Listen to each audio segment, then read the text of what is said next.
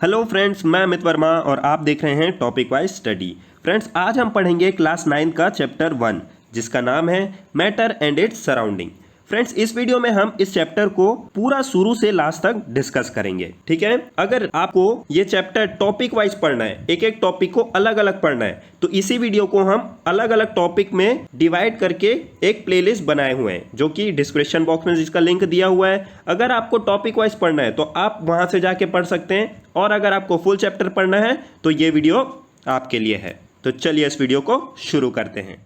उससे पहले अगर आप इस चैनल में नए हैं तो इस चैनल को सब्सक्राइब करें और बेल आइकन पे प्रेस जरूर करें, जिससे कि आपको इस चैनल से रिलेटेड लेटेस्ट नोटिफिकेशन मिलती रहे। Matter, anything that occupies space and has mass and is felt by senses is called matter. ठीक है, मैटर का मतलब क्या है? एक ऐसा कोई भी चीज़ जो एक स्पेस कवर करता है, उसका कुछ मास होता है और वो क्या सेंस किया जा सकता है, या छू के या देख के या सूंघ के, ऐसा कुछ चीज़ भी जो चीज़ को हम महसूस कर सकते हैं वो क्या है? मैटर। ठीक है, सेकंड पॉइंट देखो, matter is the form of 5 basic elements the panch tatva, air, earth, fire, sky and water. जो भी मैटर है वो ये 5 बेसिक एलिमेंट से मिलके ही बना होगा। ठीक है, या तो एयर का होगा या अर्थ, फायर, स्काई। जैसे कि आप एग्जांपल ले सकते हैं, एक आपके पास स्टील का चेयर है तो जो उसमें स्टील यूज़ हुआ है वो कहाँ से आया है? अर्थ से। ठीक है, वैसे ही कुछ भी आप चीज़ लेंगे वो कहीं ना कहीं ये पांचों चीज़ों से रिलेटेड होगी। ठीक है, और ये क्या है? 5 बेसिक एलिमेंट्स ऑफ मैटर। अब आगे देखते हैं, characteristics of particles of matter. अभी तक हम लोग ने पढ़ा मैटर क्या है, अब देखेंगे वो कैसा है। तो पहला पॉइंट देखेंगे, matter is made up of small particles called atoms. ये एटम्स के बारे में स्ट्रक्चर ऑफ एटम का जो वीडियो है उसमें बताया है अच्छे से। ठीक है, पहला पॉइंट तो ये हो गया। दूसरा पॉइंट बोला, this particles are too small to be observe with naked eyes. हम लोग अपनी खुली आंखों से इसको नहीं देख सकते, हम लोग को इसको देखने के लिए किसका? माइक्रोस्कोप का जरूरत पड़ता है मैटर्स को देखने के लिए। This particles are constantly moving.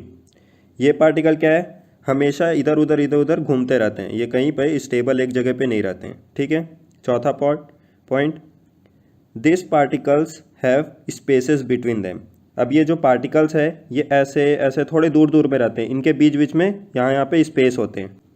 Particles of matter attract each other because of force of attraction. जो भी ये पार्टिकल्स होते हैं इनके बीच में क्या होता है? फोर्स ऑफ अट्रैक्शन होता है। अब कौन कौन सा फोर्स ऑफ अट्रैक्शन होता है? तो पहले फोर्स ऑफ अट्रैक्शन को हम लोग बोलते हैं कोहिजन, जो कि क्या होता है?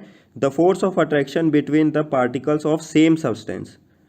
जो सेम सब्सटेंस के बीच में जो पार्टिकल्स हैं उसके बीच में जो अट्रैक्शन रहता है उसको बोलते हैं हम लोग कोहिजन। ठीक है, जैसे वाटर मॉलिक्यूल हो गया, दोनों वाटर मॉलिक्यूल है, दोनों के बीच में जो अट्रैक्शन है उसको हम लोग बोलेंगे कोहिजन। ठीक है, वैसे ही अब देखो second, the force of attraction between the particle of different substance. अगर वो सब्सटेंस दूसरा है तो उसके बीच में जो फोर्स आएगा उसको क्या बोलेंगे हम लोग? एडिशन। जैसे कि एक वाटर मॉलिक्यूल है और एक आइस का मॉलिक्यूल है, तो दोनों के बीच में जो अट्रैक्शन होगा उसको हम लोग बोलेंगे एडिशन। ठीक है, अब इसको हम लोग थोड़ा एग्जाम्पल से समझते हैं। अब यहाँ पे देखो, यहाँ पे 2 बीकर है, पहले में रखा हुआ है वाटर, दूसरे में रखा हुआ है मर्क्यूरी। ठीक है, अब इसमें क्या किए हम लोग? एक स्ट्रॉ डाले, स्ट्रॉ टाइप से डाले जिसको हम लोग बोलते हैं कैपिलरी ट्यूब। ठीक है, तो क्या होता है, जैसे ही हम लोग वाटर में स्ट्रॉ डालते हैं तो वाटर क्या स्ट्रॉ के ऊपर चढ़ने लगता है। देखो ये यहाँ तक चढ़ गया। ठीक है, वैसे ही हम लोग जब स्ट्रॉ डालते हैं मर्क्यूरी में तो जो मर्क्यूरी है वो स्ट्रॉ में ज़्यादा ऊपर तक नहीं चलता, वो यहाँ तक बस चढ़ता है।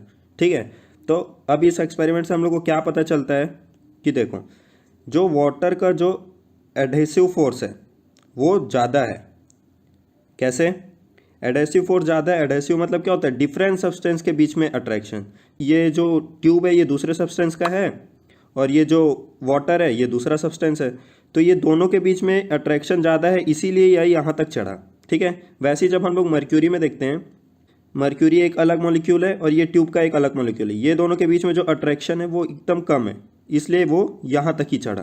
तो इससे हम लोग को क्या पता चलता है कि जो वाटर का एडहेसिव फोर्स रहता है वो ज़्यादा रहता है कोहेसिव से, बट जो मर्क्यूरी का कोहेजन रहता है ज़्यादा, किससे? एडिशन से। ठीक, अब हम लोग को पता चल गया कि मैटर क्या होता है और कैसे होता है। ठीक है, अब हम लोग पढ़ेंगे Brownian motion of particle by Robert brown.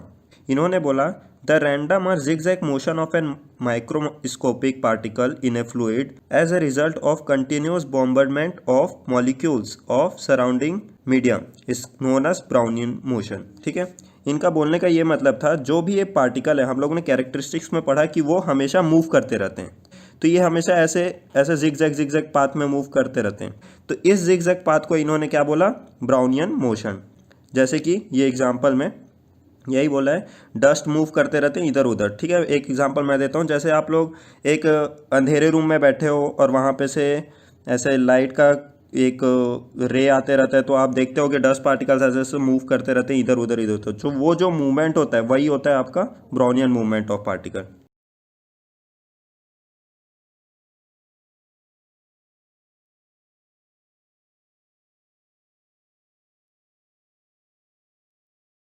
States of matter, total तो स्टेट्स ऑफ मैटर 5 होते हैं, बट अभी हम लोग यहाँ पे डिस्कस करेंगे 3 को, फिर बाद में बाकी 2 को अलग से करेंगे। ठीक है, तो पहले देखते हैं पहले 3 क्या क्या हैं, सॉलिड, लिक्विड एंड गैस।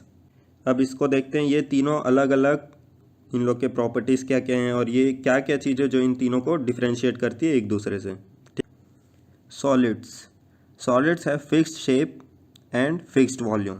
जो सॉलिड होता है उसका एक फिक्स्ड शेप रहता है और उसका फिक्स्ड वॉल्यूम रहता है, ये चेंज नहीं होता है।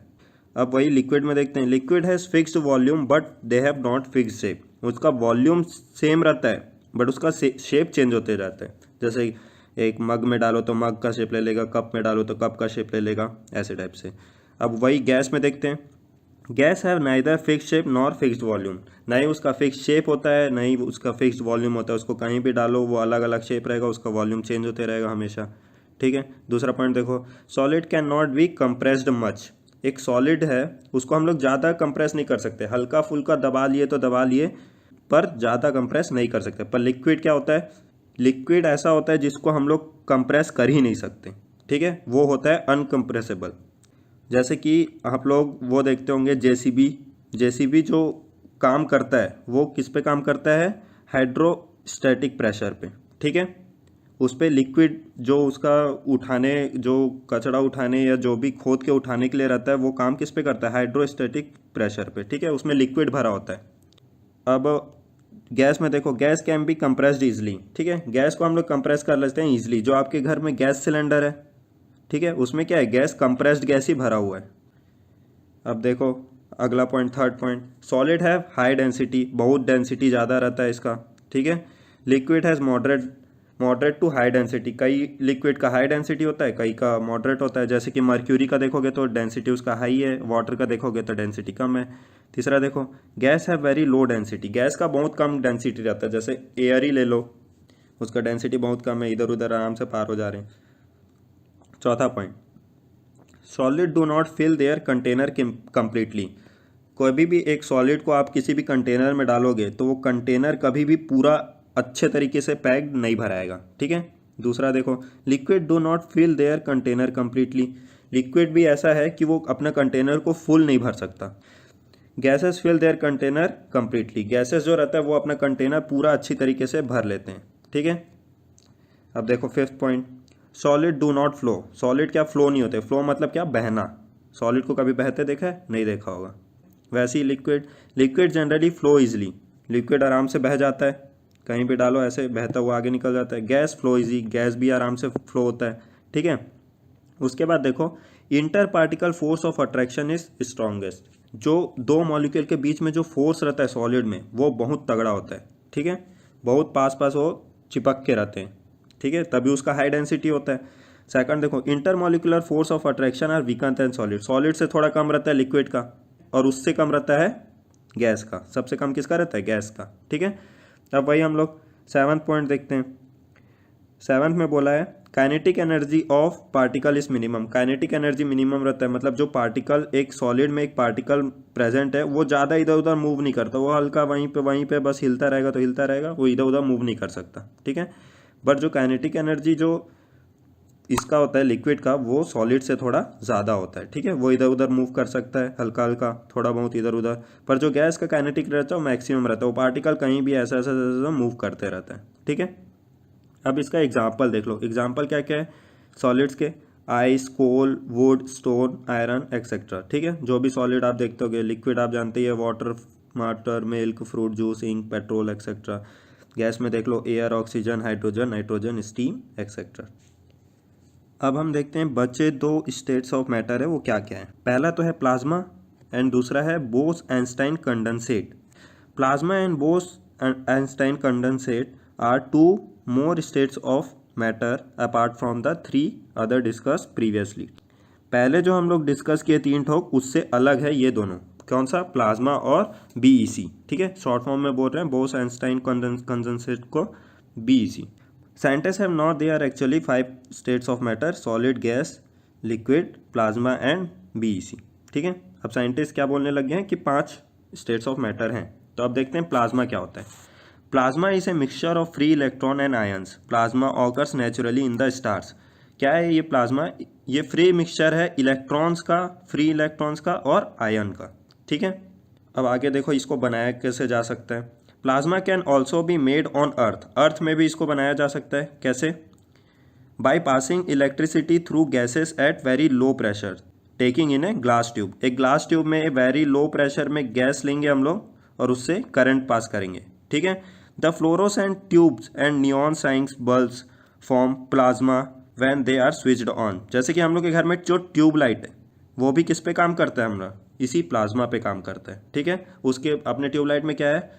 गैस भरी हुई है, इलेक्ट्रिसिटी पास करते हैं। जैसे ही हम लोग इलेक्ट्रिसिटी पास करते हैं वहाँ उसमें जो भी एटम्स है वो क्या हो जाते हैं? आयोनाइज हो जाते हैं, उसके कारण वो जलने लग जाते हैं। वही उसी को हम लोग क्या बोलते हैं? प्लाज्मा। ठीक है, अब दूसरा क्या है हमारा? बोस-आइंस्टाइन कंडेंसेट। अब इसके बारे में पढ़ते हैं। In 1920 Indian physicist Satyendra Nath Bose had done some calculations for a 5th state of matter. Building on the calculation, Albert Einstein predicted a new state of matter, the Bose-Einstein condensate, जिसको हम लोग बोलते हैं BEC। क्या हुआ? 1920 में एक अपने इंडियन फिजिसिस्ट थे जो कि थे सत्येंद्र नाथ बोस। वो कुछ कैलकुलेशंस किए 5th स्टेट ऑफ मैटर खोजने के लिए। तो कैलकुलेशन जो उन्होंने किया उसको देखते हुए एल्बर्ट आइंस्टाइन ने प्रिडिक्ट किया कि एक स्टेट ऑफ मैटर है जो कि 5th स्टेट ऑफ मैटर है, वो है बोस-आइंस्टाइन कंडेंसेट। अब देखो सेकंड पॉइंट, ये बना कैसे सकते हैं अब इसको। The BEC is found by cooling a gas of extremely low density about 100,000 the density of normal air to super low temperature. एकदम लो डेंसिटी जो कि 1 कितना 1 100 फिर 1000, इतना कम डेंसिटी होना चाहिए एयर के कंपैरिजन में उस गैस का। उसको जब हम लोग कूल करेंगे, ठीक है, बहुत लो टेम्परेचर में, तब हमको जाके क्या मिलेगा? BEC। क्या है? जो कि है बोस-आइंस्टाइन कंडेंसेट। ये बोला इन्होंने।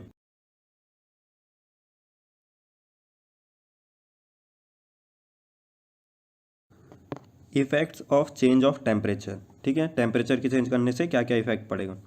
सॉलिड टू लिक्विड चेंज, जिसको हम लोग बोलते हैं मेल्टिंग। ठीक है, सॉलिड से कोई भी चीज़ लिक्विड में हो जाता है उसको क्या बोलते हैं? मेल्ट करना। The process in which solid substance changes into liquid on heating is called melting और फ्यूजन। जैसे कि आइस वाटर में कन्वर्ट हो जाना, उसको हम लोग क्या बोलते हैं? मेल्टिंग। ठीक, दूसरा point, the temperature at which A solid substance melts and changes into a liquid at atmospheric pressure is called melting point of substance.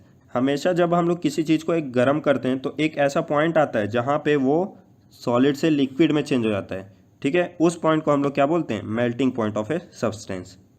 Third point, different solids have different melting point. जैसे कि हर different solid का different melting point होता है। जैसे कि ice का different होगा, अगर एक आयरन का ब्लॉक है तो उसका डिफरेंट होगा मेल्टिंग पॉइंट। वैसे ही हर सॉलिड्स का अलग अलग होता है। Fourth point, higher the melting point of the solid substance greater will be the force of attraction between the particles. जैसे कि आप बोलोगे हम लोग का जो आइस है वो तो कम टेम्परेचर में ही पिघल जाएगा, पर जो आयरन है, आयरन का अगर ब्लॉक है तो उसको पिघलाने के लिए हम लोग को बहुत ज़्यादा टेम्परेचर लगाना पड़ेगा। तो जिसके लिए जितना ज़्यादा टेम्परेचर है उससे क्या पता चलता है कि अगर इसको ज़्यादा टेम्परेचर देना पड़ रहा है तो इसके बीच इसका जो मॉलिक्यूल्स है उसके बीच का जो अट्रैक्शन है वो बहुत ज़्यादा होगा। तो ज़्यादा एनर्जी देना पड़ रहा है वो दोनों के बीच के अट्रैक्शन को तोड़ने के लिए। तो फोर्थ पॉइंट में यही बताया है। Fifth point, the melting point of substance is the indication of strength of force of attraction between its particle. वही बोला है जो ऊपर में बोला है, वही फिर से नीचे में बोला है। अब होता है 6 point. When a solid substance is heated, the heat energy makes its particle vibrate more vigorously. At the melting point, the particle of the solid have sufficient kinetic energy to overcome the strong forces of attraction holding them in the fixed position and break to form small groups of particles.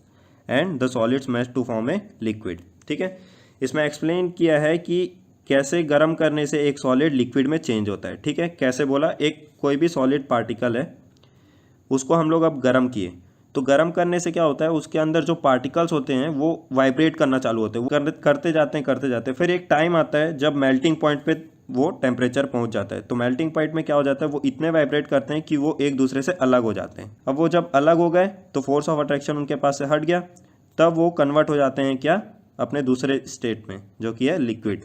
ठीक है, अब 7 point देखते हैं। 7 point क्या है, latent heat. ये क्या होता है, the heat energy which is used to break the force of attraction between the particle of matter is known as latent heat. Since the heat is hidden, it is called latent heat. ठीक है, अब ये क्या बोला, वही जो बोले कि वाइब्रेट होते होते इतना हो जाता है कि एक टाइम आता है जब वो अलग अलग हो जाता है। ठीक है, तो उस समय जो हीट एनर्जी रहता है जो दोनों फोर्स ऑफ अट्रैक्शन को ब्रेक करता है, उसी हीट एनर्जी को हम लोग बोलते हैं लेटेंट हीट। ठीक है, 8 point, latent heat of fusion.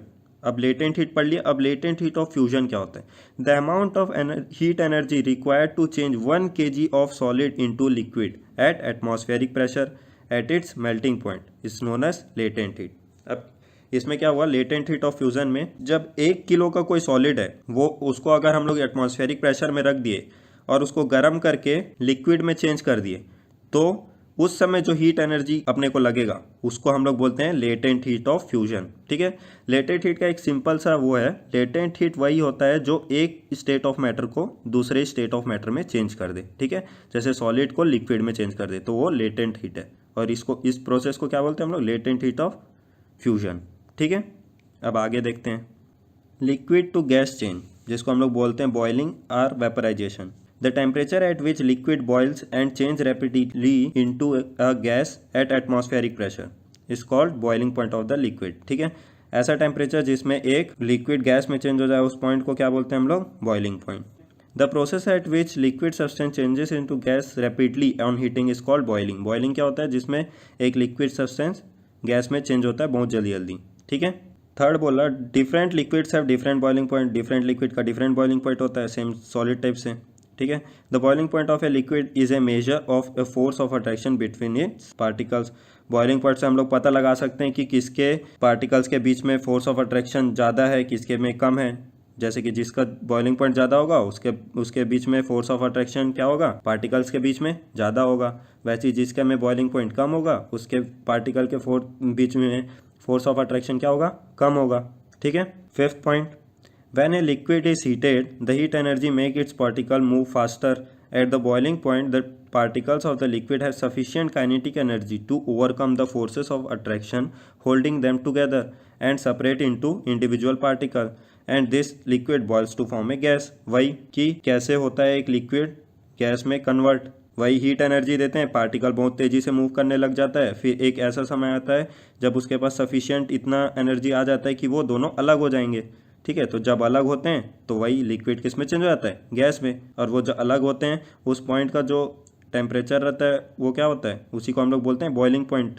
अब देखो उसके बाद लेटेंट हीट ऑफ वेपराइजेशन। ठीक है, लेटेंट है, मैं जैसे बताया, एक स्टेट ऑफ मैटर से दूसरे स्टेट ऑफ मैटर में चेंज होने को ही लेटेंट हीट बोलते हैं। तो वेपराइजेशन के लिए क्या है, the amount of energy required to change 1 kg of liquid into a gas at atmospheric pressure at its boiling point is known as latent heat of vaporization.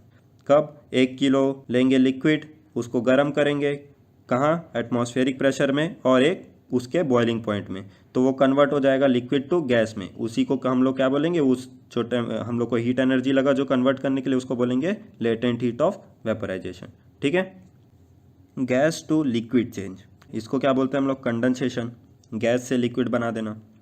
The process of changing a gas to a liquid by cooling is called condensation. ठीक है, अब क्या कर, अभी तक क्या कर रहे थे हम लोग, सिर्फ गर्म कर रहे थे, अब क्या करेंगे, ठंडा करेंगे। गैस है, गैस को ठंडा किए तो वो क्या बन जाएगा, लिक्विड।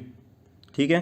सेकंड पॉइंट पढ़ो, the steam of water vapour changes into water on cooling, it's called condensation of steam. ठीक है, यहाँ पे सेकंड पॉइंट में क्या बताया, जो भाप निकलता है, पानी गर्म करोगे, भाप निकल रहा है, ठीक है। अब भाप निकल रहा ऊपर में एक ठोक आप लोग वो डाल देते हो प्लेट, तो देखना जब प्लेट उठाओगे तो उसके नीचे तरफ पूरा ऐसे पानी का ड्रॉप रहेगा।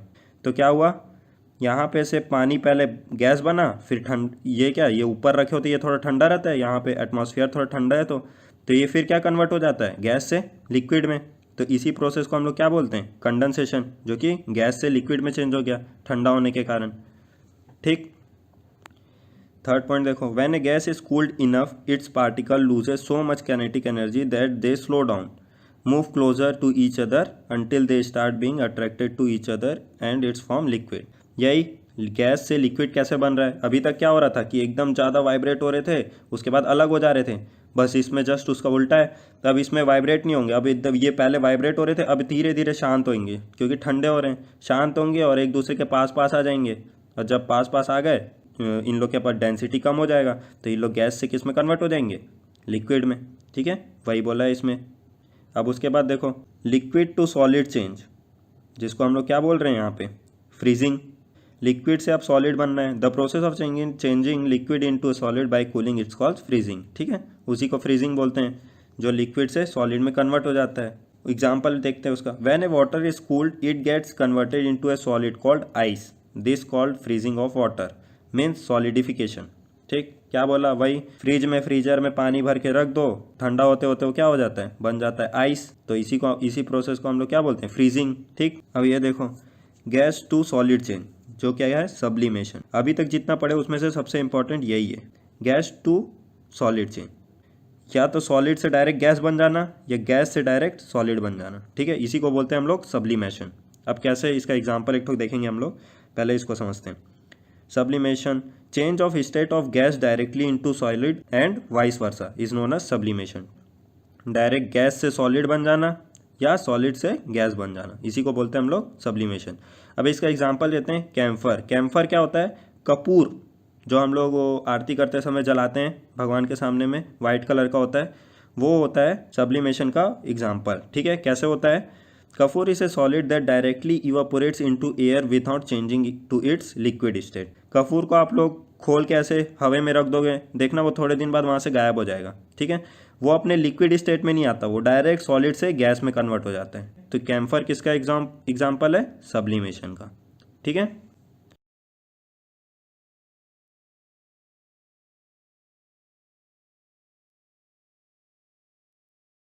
तो फ्रेंड्स आज का क्लास चालू करने से पहले हम लोग पहले क्लास में जो पढ़े हैं उसको थोड़ा डिस्कस कर लेते हैं। ठीक है, ये वाला डायग्राम मैं पिछले क्लास वाले वीडियो में डालना भूल गया था, तो अभी डाल दिया हूँ, तो इसको थोड़ा डिस्कस कर लेते हैं तो रिवाइज भी हो जाएगा।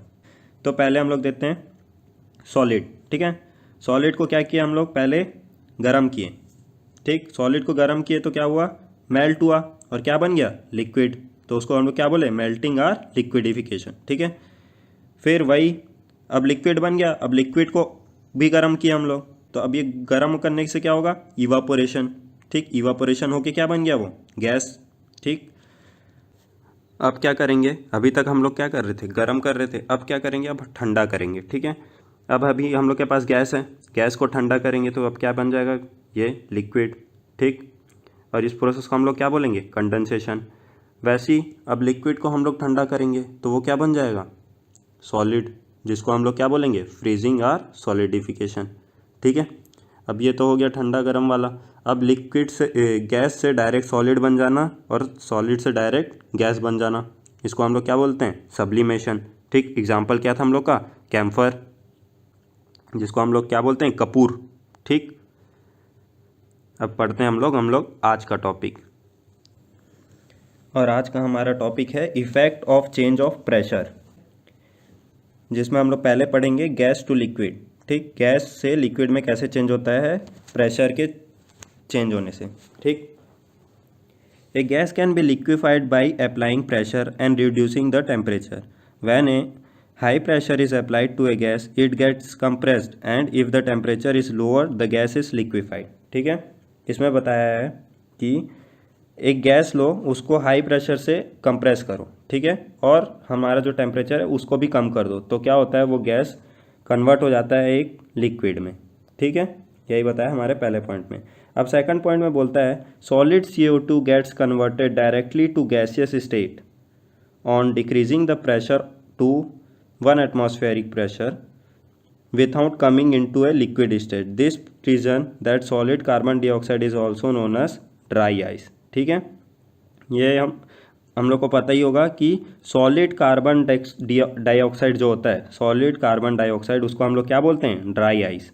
अब ये कैसा होता है, जब हम लोग क्या करते हैं, एक सॉलिड कार्बन डाइऑक्साइड लेते हैं और जो प्रेशर रहता है उसको 1 एटमॉस्फेरिक प्रेशर से भी कम कर देते हैं, तो क्या होता है, ये डायरेक्ट सॉलिड से गैस में कन्वर्ट हो जाता है, ठीक है। उसको, इस प्रोसेस को हम लोग क्या बोलते हैं, सब्लिमेशन। और ये प्रोसेस किस कारण हो रहा है, प्रेशर को कम करने के कारण, ठीक है। गैस लिक्विड में कन्वर्ट कब हो रहा था, जब हम लोग प्रेशर बढ़ा रहे थे और टेम्परेचर कम कर रहे थे। इसमें क्या किया हम लोग, प्रेशर कम किए, ठीक है, तो क्या हुआ, ये सॉलिड से अपने आप गैस में कन्वर्ट हो गया डायरेक्ट, और क्या, इस प्रोसेस को हम लोग क्या बोले, सब्लिमेशन, ठीक। अब उसके बाद आगे पढ़ते हैं, इवापोरेशन। प्रेशर का जो रोल होता है वो इवापोरेशन में भी होता है, ये हम लोग आगे थोड़ा अच्छे से समझेंगे कैसे होता है, ठीक है। The process of conversion of substance from liquid state to gaseous state at any temperature below its boiling point is called evaporation और वेपराइजेशन, ठीक। अभी तक क्या कर रहे थे हम लोग, बॉइलिंग पॉइंट में ही चेंज कर रहे थे। ऊपर हम लोग जितना पढ़े कि इवापोरेशन हो रहा है, तो हम लेटेंट हीट ऑफ वेपराइजेशन कब हो रहा था, जब वो बॉइलिंग पॉइंट पे था, ठीक है। अब क्या कर रहे हैं, जब भी हम लोग को कन्वर्ट करना रहेगा किसी भी लिक्विड को गैस में, कब, बिलो बॉइलिंग पॉइंट में, तब हम लोग उस प्रोसेस को क्या बोलते हैं, इवापोरेशन, ठीक है। अब ये तो हो गया इवापोरेशन। अब हम लोग देखेंगे ऐसा क्या क्या फैक्टर है जिससे ये इफेक्ट होता है, ठीक है। Factor effecting the rate of evaporation. Rate of evaporation मतलब कि इवापोरेशन जल्दी हो रहा है कि धीरे हो रहा है, ठीक है, ये क्या किसके किसके ऊपर डिपेंड करता है। तो पहला करता है सरफेस एरिया, ठीक है, कितने एरिया में वो फैला हुआ है। The rate of evaporation increases the surface area of the liquid, ठीक है। अब इसका एग्जांपल देता हूँ मैं आपको। जैसे आप एक गंजी ले लो, गंजी में इतना सा पानी ले लो, इसको गर्म करो, और एक बड़ा सा ऐसा प्लेट ले लो, इतना बड़ा सा, और इसमें ऐसे पानी डालो, तो कौन सा जल्दी गर्म होगा, यहाँ पूरा ऐसे आ गए, इसमें भी पूरा ऐसे आ गए, तो कौन सा पहले गर्म होगा, प्लेट वाला। क्यों, क्योंकि इसका सरफेस एरिया ज़्यादा है, तो जितना ज़्यादा सरफेस एरिया उतना जल्दी इवापोरेट, ठीक है। अब सेकंड एग्जांपल देखो, टेम्परेचर पे डिपेंड करता है। The rate of evaporation increases with the increase in temperature, ठीक है। अब ऐसे यहाँ पे एक गंजी में रखे, यहाँ पे एक गंजी रखे, इसका टेम्परेचर कम है, इसका टेम्परेचर ज़्यादा है, ठीक है। जिसका टेम्परेचर ज़्यादा है वो जल्दी गर्म होगा, ठीक है। तो ऐसे टेम्परेचर पे डिपेंड करता है। तीसरा होता है humidity. Decrease in humidity increases the rate of evaporation. Humidity मतलब क्या होता है, एटमॉस्फेयर में कितने वाटर मॉलिक्यूल प्रेजेंट है, ठीक है। इसके बारे में थोड़ा आगे समझेंगे, पर ऐसे ही समझ लेते हैं। ह्यूमिडिटी मतलब उमस, ठीक है। जैसे कि गर्मी में होता है, गर्मी रहता है बहुत और पानी गिर गया तो एकदम उमस उमस हो जाता है, एकदम पसीना एकदम चिप चिप चिप चिप लगने लगता है, उसी को बोलते हैं हम लोग ह्यूमिडिटी, ठीक है।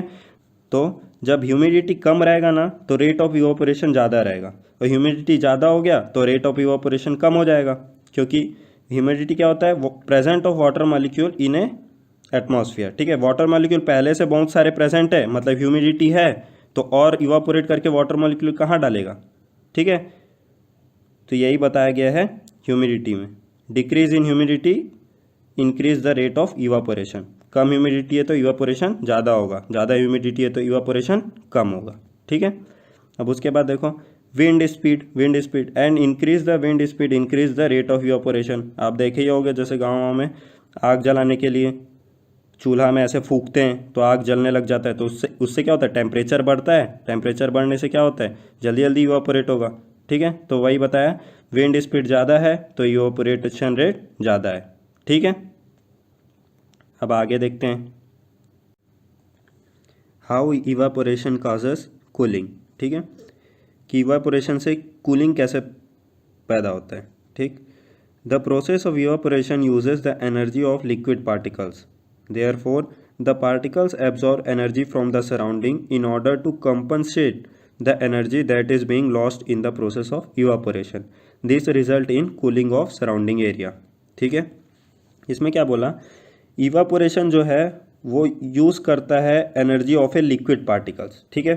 अब कोई भी प्रोसेस होगा तो उसको होने के लिए एनर्जी का तो ज़रूरत पड़ेगा, तो वो एनर्जी कहाँ से लेता है, लिक्विड पार्टिकल से, ठीक है। अब लिक्विड पार्टिकल से एनर्जी ले रहा है वो इवापोरेट होने के लिए, अब क्या होगा, जब लिक्विड पार्टिकल से एनर्जी लेगा तो लिक्विड पार्टिकल के पास एनर्जी का कमी हो जाएगा, तो अब उसको भी अपना एनर्जी वापस गेन करना है, तो वो अपना एनर्जी कहाँ से गेन करता है, सराउंडिंग से, ठीक है।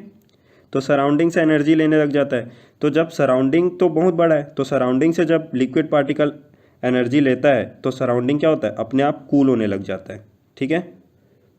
तो इससे समझ आता है कि इवापोरेशन से सराउंडिंग कूल हो जाता है, ठीक।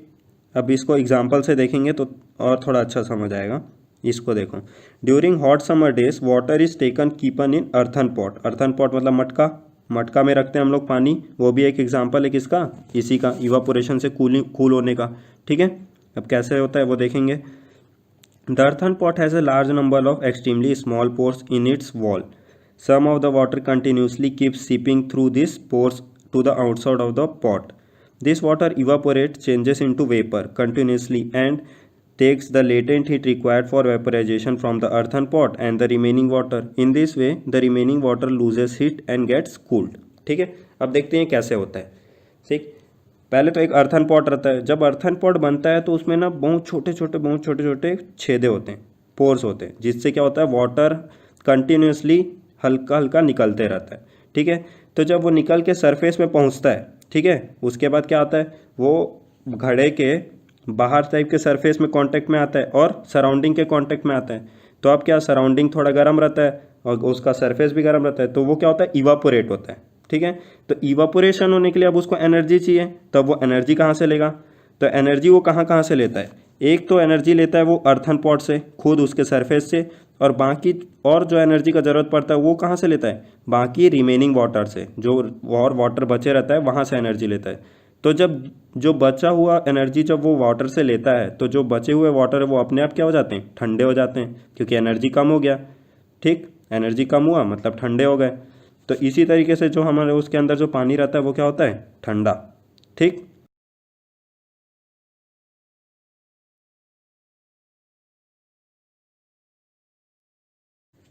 अब देखो हम लोग पढ़ेंगे difference between boiling and evaporation. बहुत लोग होते हैं जो इसी में कंपेयर नहीं कर पाते कि बॉइलिंग किसको बोलते हैं और इवापोरेशन किसको बोलते हैं, ठीक है। तो हम लोग इसको डिफरेंस से समझेंगे, ये दोनों में अलग अलग क्या है, ठीक है।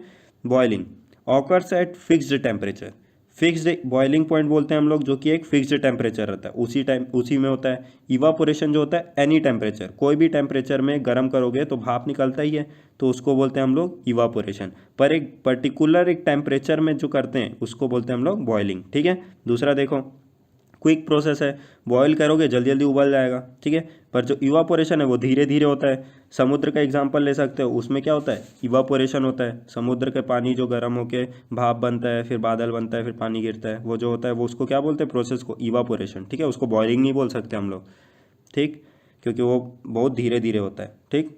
तीसरा देखो, take place throughout the liquid, ठीक है। ये पूरे लिक्विड, अगर एक गंजी है, गंजी में पूरा लिक्विड भरा हुआ है तो वो पूरे लिक्विड पे काम करता है, ठीक है, जो बॉइलिंग है। पर जो इवापोरेशन है वो क्या होता है, वो सिर्फ सरफेस पे काम करता है। ये है गंजी, तो इस सरफेस में जो है यही सरफेस पे काम करेगा, ठीक है।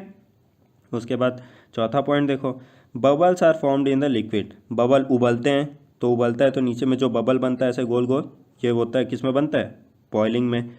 पर वही जब हम लोग इवापोरेशन में करेंगे तो कोई बबल फॉर्म नहीं होता है, ठीक है। इसमें क्या रहता है, टेम्परेचर शुरू से लास्ट तक सेम रहता है, पर इसमें क्या होता है, चेंज होते रहता है, ठीक है। सीधा दोनों के लिए एग्जांपल के लिए, इवापोरेशन के लिए एक समुद्र को एज्यूम कर लो आप, ठीक है, और इसके लिए एक गंजी में आप पानी गर्म कर रहे हो एक पर्टिकुलर टेम्परेचर में, उसको एज्यूम कर लो, ठीक है। अब देखो ये कितना पॉइंट हो गया, 1 2 3 4 5। अब देखेंगे हम लोग छठवां पॉइंट में क्या बोलता है, thermal energy supplied by an energy source, को किसी एनर्जी सोर्स से हम लोग करते हैं, जैसे नीचे में हम लोग चूल्हा जला रहे हैं या गैस जला रहे हैं बॉईल करने के लिए। पर जो इवापोरेशन के लिए रहता है ना, वो सराउंडिंग से लेता है। अभी तक क्या कर रहे थे हम लोग, देखें मटका का एग्जांपल लिए, सराउंडिंग था, ठीक है। वैसे ही जैसे हम लोग अभी समुद्र का एग्जांपल ले रहे हैं, वो भी सराउंडिंग है, उसको हम लोग कहीं एक्सटर्नल एनर्जी प्रोवाइड नहीं कर रहे हैं, थर्मल एनर्जी, ठीक है। तो इवापोरेशन के लिए एक्सटर्नल एनर्जी का ज़रूरत नहीं पड़ता, पर बॉइलिंग के लिए पड़ता है, ठीक है। तो ये थे इसके डिफ्रेंशिएशंस, ठीक है। अब आगे देखते हैं हम लोग। यहाँ पे देखो, यहाँ पे डायग्राम के हिसाब से समझाया है। ये इवापोरेशन है, ये बॉइलिंग है। बॉइलिंग में यहाँ पे बबल दिख रहे हैं, इसमें नहीं दिख रहे हैं। देखो इसके पार्टिकल बहुत इधर उधर हो रहे हैं, क्योंकि ये ज़्यादा गर्म है तो काइनेटिक एनर्जी ज़्यादा होगा, तो इधर उधर हो रहे हैं। इसके पार्टिकल्स आराम से निकल रहे हैं, ठीक है। अब नीचे में ये जो लिखा है इसको पढ़ो, ये इंपॉर्टेंट चीज़ है, ठीक है।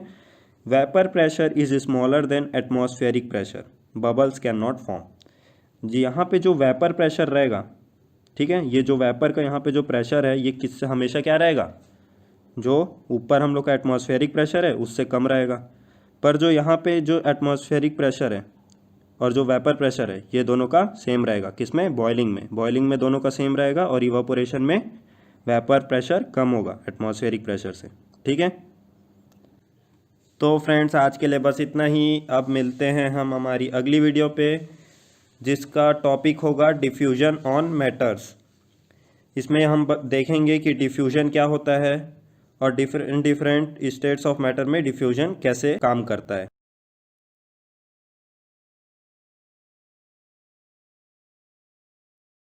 डिफ्यूजन, अब देखते हैं हम लोग कि डिफ्यूजन क्या होता है, ठीक है। The spreading out and mixing of a substance with another substance due to the motion of its particle is called diffusion. Diffusion क्या होता है? किसी भी दो सब्सटेंस का मिलना, किसके कारण? उनके पार्टिकल्स के मूवमेंट के कारण, उसको हम लोग क्या बोलते हैं? डिफ्यूजन, ठीक है। सेकंड पॉइंट देखते हैं, the diffusion of one substance into another substance goes on until a uniform mixture is formed, ठीक। इसमें क्या बोला? दो सब्सटेंस जब तक मिलते हैं जब तक वो एक यूनिफॉर्म मिक्सचर नहीं बना लेते हैं, ठीक है। अब एग्जाम्पल क्या दिया है उसका? Diffusion of bromine vapour in air. क्या किए? ब्रोमाइन का कुछ वेपर था उसको एयर में छोड़ दिए। जब तक वो एक यूनिफॉर्म मिक्सचर नहीं बना लेते, मतलब जितना वो ब्रोमाइन का पार्ट है उतना एयर का पार्ट एक दूसरे से मिल नहीं जाता, तब तक वो डिफ्यूजन होगा, ठीक है। यही दिया example. Third point, diffusion is the property of matter which is based on the motion of it's particles, ठीक। इसमें बताया डिफ्यूजन एक ऐसा प्रॉपर्टी है मैटर का जिसमें जो दो सब्सटेंस है वो मिलते हैं, किसके कारण है? मोशन ऑफ इट्स पार्टिकल के, जो कि हम लोग पहले पॉइंट में पढ़े हैं, ठीक। अब ये किस पे होता है? Diffusion occurs in gases, liquids and solid, ठीक है। ये तीनों स्टेट्स ऑफ मैटर में होता है। गैस में भी डिफ्यूजन होता है, लिक्विड में भी होता है और सॉलिड में भी होता है। अब देखते हैं हम लोग fourth point, diffusion is the fastest in gas and slowest in solids. Fourth point में क्या बोला? जो गैस का डिफ्यूजन होता है वो गैस में सबसे तेजी से होता है और सॉलिड्स में धीरे धीरे होता है। Fifth point, the rate of diffusion increases on increasing the temperature of the diffusion substance, ठीक है। इसमें क्या बोला? डिफ्यूजन तेजी से होगा जब क्या होगा? जिस सब्सटेंस में वो मिक्स हो रहा है उसका टेम्परेचर हम लोग बढ़ा देंगे, ठीक है। जैसे कि अगर पानी और आइस को हम लोग मिला रहे हैं, ठीक है, तो अगर नीचे से अगर टेम्परेचर बढ़ा दिए तो आइस जल्दी जल्दी पिघलेगा और दोनों का डिफ्यूजन जल्दी हो जाएगा, ठीक है। फिफ्थ पॉइंट में यही बताया है। अब देखते हैं एक एक स्टेट ऑफ मैटर में कैसे कैसे डिफ्यूजन होता है, ठीक है। तो सबसे पहले देखते हैं हम लोग डिफ्यूजन इन गैसेस में, ठीक। Diffusion in gases is very fast. हमने एक पॉइंट पढ़ा था ऊपर कि गैसेस में जो डिफ्यूजन होता है वो क्या होता है? सबसे फास्ट होता है। क्यों होता है? अब ये this is because the particle in gases move very quickly in all direction. अब कैसे होता है? जैसे एक कंटेनर है ऐसे, इसमें गैस के ऐसे ऐसे पार्टिकल्स होते हैं जो कि बहुत दूर दूर रहते हैं, तो इनके पास बहुत जगह रहता है इधर उधर मूव करने का, तो ये जल्दी जल्दी मूव होते हैं। इसी मूवमेंट के कारण ये क्या होते हैं? गैस सबसे जल्दी डिफ्यूज होते हैं किसी भी दूसरे सब्सटेंस के साथ, ठीक है। Second point, the rate of diffusion of gas however depends on its density. Less gases diffuse faster than heavy gases. अब सेकंड पॉइंट में क्या बोला? अब सब गैस एक ही प्रकार के नहीं होते, कुछ क्या होते हैं जिसका डेंसिटी ज़्यादा होता है, कुछ का क्या होता है? डेंसिटी कम होता है, ठीक है। तो जिसका डेंसिटी कम होता है, मतलब जिसके पार्टिकल्स के बीच में जगह ज़्यादा होता है, वो क्या होता है? जल्दी मिल जाता है, उसका डिफ्यूजन जल्दी होता है। पर वो जो गैस पार्टिकल जिसके पार्टिकल थोड़े पास होते हैं उसका डिफ्यूजन टाइम लगता है होने में, ठीक है, तो उसका रेट क्या होता है, स्लोअर। तो यहाँ पे क्या बोला, जिस लाइट गैसेस का डिफ्यूज फास्टर होगा और हैवी गैसेस का डिफ्यूजन स्लोअर होगा, ठीक है, ये बोला सेकंड पॉइंट में। अब आगे देखते हैं। अब देखो ऊपर हम लोग ने जो पढ़ा डिफ्यूजन इन गैसेस, उसी से रिलेटेड हम लोग क्या करेंगे, अब एक एग्जाम्पल देखेंगे। अब एग्जाम्पल देखते हैं क्या बोलता है। When we light an incense stick, जिसको हम लोग बोलते हैं अगरबत्ती, इंसेंस स्टिक को क्या बोलते हैं हम लोग, अगरबत्ती, in the corner of our room, its fragrance spread in the whole room very quickly due to the diffusion of its smoke into the air. यहाँ पे क्या बोला, अगर आप एक रूम है उसके कोने में यहाँ कहीं पे अगरबत्ती जलाए तो क्या होता है, थोड़े ही देर में पूरे गैस में, पूरे रूम में अगरबत्ती का सुगंध फैल जाता है। ये फैलने का कारण क्या होता है, ये जो फैलने का कारण होता है इसी को हम लोग क्या बोलते हैं, diffusion of its smoke into the air. उसका जो धुआं रहता है वो पूरे रूम में फैल जाता है, ठीक है। तो ये एग्जाम्पल है डिफ्यूजन इन गैस का, ठीक है। एयर भी एक गैस है और अगरबत्ती का जो वो निकल रहा है धुआं वो भी एक गैस है, तो दोनों एक दूसरे से मिल रहे हैं। क्यों मिल रहे हैं, किसके कारण मिलते हैं उन लोग, मूवमेंट ऑफ पार्टिकल्स के कारण। तो मूवमेंट ऑफ पार्टिकल्स के कारण पूरे रूम में दोनों फैल जाते हैं। तो इसी प्रोसेस को हम लोग क्या बोलते हैं, डिफ्यूजन, ठीक। अब देखो डिफ्यूजन इन लिक्विड्स में। अब हम लोग देखेंगे डिफ्यूजन इन लिक्विड, कि कोई भी पार्टिकल गैस का हो या लिक्विड का हो, वो लिक्विड से कैसे मिलता है, ठीक है। Diffusion in liquids is slower then in gas. जो भी डिफ्यूजन लिक्विड में होता है वो क्या होता है, गैस से स्लोअर होता है। अब क्यों होता है, ये देखो यहाँ पे लिक्विड है, तो लिक्विड का जो पार्टिकल रहता है वो थोड़ा पास पास रहता है as compare to gas. Gas में क्या रहता है, बहुत दूर दूर रहते हैं, ऐसे दूर दूर रहते हैं, पर इसमें क्या रहते हैं, लिक्विड में पास पास रहते हैं सभी पार्टिकल्स। तो इसके कारण क्या होता है, ये ज़्यादा मूव नहीं कर पाते इसके पार्टिकल्स, ठीक है। और हमको पता है डिफ्यूजन क्या होता है, मूवमेंट ऑफ पार्टिकल्स, उसी के कारण होता है डिफ्यूजन, ठीक है। आगे पढ़ते हैं। This is because the particle in liquid move slowly as compare to particle in gas. अभी बताया कि लिक्विड के जो पार्टिकल होते हैं वो धीरे धीरे मूव करते हैं, क्यों, क्योंकि उनके पास ज़्यादा स्पेस नहीं होता है, ठीक है। अब उसका एग्जाम्पल लेके दिखते हैं हम लोग, ठीक। इसमें क्या बोला, the gases like carbon dioxide and oxygen are essential for the survival of aquatic plant and animal. जैसे कि एक्वेटिक प्लांट एंड एनिमल क्या होते हैं, वो जीव जंतु जो पानी में रहते हैं, ठीक है। अब उनको जीना है, तो जीने के लिए उनको क्या क्या जरूरी रहता है, प्लांट्स को ज़रूरत रहता है कार्बन डाइऑक्साइड का और एनिमल्स को ज़रूरत रहता है किसका, ऑक्सीजन का। तो अब क्या होता है, पानी में, पर कार्बन डाइऑक्साइड और ऑक्सीजन जो मिलते हैं वो किस में मिलते हैं, वो तो एयर में मिलते हैं जो कि गैस है। तो अब क्या होता है, जो पानी में, अब हम लोग को पानी में चाहिए ऑक्सीजन और कार्बन डाइऑक्साइड, तो अब क्या होता है हम देखते हैं आगे, ठीक। The carbon dioxide and oxygen gas present in air diffused into water and dissolve in it। इसमें क्या बोला, जो कार्बन डाइऑक्साइड और ऑक्सीजन जो एयर में प्रेजेंट होते हैं वो क्या होते हैं, डिफ्यूजन के प्रोसेस से, किससे, लिक्विड जो कि क्या है, पानी, वाटर में मिल जाते हैं, ठीक। और क्यों मिलते हैं, क्योंकि particle of motion of particle से, ठीक है। अब उसके आगे देखते हैं। The aquatic plant use the dissolve carbon dioxide for preparation of food by photosynthesis and aquatic animals use the dissolved oxygen of water for breathing, ठीक। अब क्या बोला, फिर क्या अगर पानी में दोनों मिल गए, अब कार्बन डाइऑक्साइड और ऑक्सीजन, ठीक है, तो जो कार्बन डाइऑक्साइड है उसको कौन यूज़ करता है, प्लांट्स, और ऑक्सीजन जो है उसको यूज़ करते हैं एनिमल्स, क्या करने के लिए, सर्वाइवल के लिए अपने। तो यही एक एग्जाम्पल हो गया किसका, diffusion of gases into liquid का, गैसेस का लिक्विड में मिलने का, ठीक है। अब ये तो हो गया डिफ्यूजन इन लिक्विड। अब हम लोग लास्ट पढ़ते हैं डिफ्यूजन इन सॉलिड्स। अब सॉलिड्स में कैसे डिफ्यूजन होता है, ठीक है। Diffusion in solids, diffusion can also take place in solid. पहले तो ये जानो कि डिफ्यूजन सॉलिड्स में भी होता है। कई लोग क्या सोचते हैं डिफ्यूजन सॉलिड्स में नहीं हो पाता होगा, क्योंकि एक सॉलिड है उसमें जो पार्टिकल्स वो एकदम पास पास रहते हैं, तो मूवमेंट तो होगा ही नहीं उनके पार्टिकल्स का, तो इसमें डिफ्यूजन कैसे होगा। पर पार्टिकल्स हर सॉलिड एक तरीके से नहीं होते, और पार्टिकल्स हर सॉलिड में एकदम चिपके चिपके नहीं होते, एकदम हल्का हल्का उनके बीच में गैप होता है, जिसके कारण डिफ्यूजन हो जाता है। पर क्या होता है, diffusion in solid is very very slow process, बहुत स्लो होता है क्योंकि इसमें स्पेस बहुत कम रहता है इनके पार्टिकल्स के बीच में, ठीक है।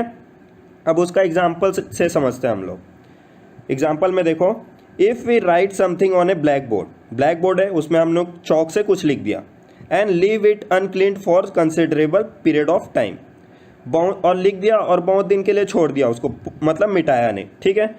अब क्या करेंगे, we will find that it become quite difficult to clean the blackboard afterwards. उसके बाद हम लोग बहुत दिन बाद आए, अब उसको मिटाने का कोशिश करेंगे, तो जब हम लोग उसको मिटाने का कोशिश करेंगे तब हम लोग को पता चलेगा कि उसको मिटाने के लिए हम लोग को बहुत ताकत लग रहा है। अगर उसी समय मिटा देते तो वो जल्दी से मिट जाता, पर जब हम बाद में मिटा रहे हैं तो उसको बहुत ताकत लग रहा है। अब वो ताकत क्यों लग रहा है, this is due to the fact that some of the particles of chalk have diffused into the surface of blackboard। अब blackboard है तो blackboard में अब chalk से लिखा हुआ है ऐसा ऐसा कुछ कुछ, तो क्या हुआ, इतने दिन रहने के कारण chalk का जो पार्टिकल है वो blackboard के जो छोटे छोटे स्पेस है उसके पार्टिकल के बीच में वहाँ जाके चिपक गए बहुत दिन के कारण। अगर बहुत दिन हो गया तो धीरे धीरे ये प्रोसेस हो गया, और इस प्रोसेस को हम लोग क्या बोले, डिफ्यूजन, ठीक है। तो ये एग्जाम्पल हो गया डिफ्यूजन इन सॉलिड्स का, ठीक है। तो फ्रेंड्स आज के लिए इतना ही, अब मिलते हैं हम हमारी अगली वीडियो पे, तब तक के लिए goodbye and have a nice day and keep watching.